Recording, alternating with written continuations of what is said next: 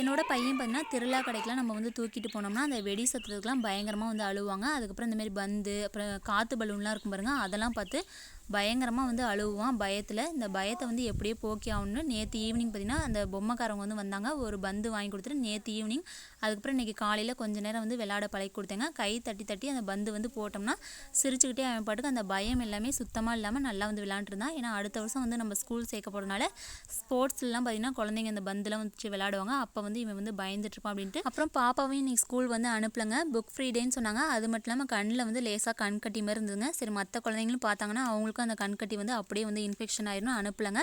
பாப்பா வந்து லீவில் இருக்கிறனால ஈவினிங் குளிப்பாட்டிட்டு இந்த கனகாமரம் பூ வந்து அப்படியே கட்டி வச்சு விட்லான்னு கனகாமரம் பூ வந்து பறித்து வச்சேங்க. அதுக்கப்புறம் எங்கள் தோட்டத்துக்கு வந்து நடந்து போனோம்னா கண்டிப்பாக வந்து நாக்கு தள்ளிடும். ஒரு அரை மணி நேரம் நடக்கிற மாதிரி இருக்குங்க. அதனால் இப்போ ஒரு 2 நாளாக வந்து சைக்கிள் ஓட்ட வந்து கற்றுக்கிட்டு இருக்கேங்க. சைக்கிள் வந்து நல்லா ஓட்டினதுக்கப்புறம் வண்டி வந்து கற்றுக்கலான்ட்டு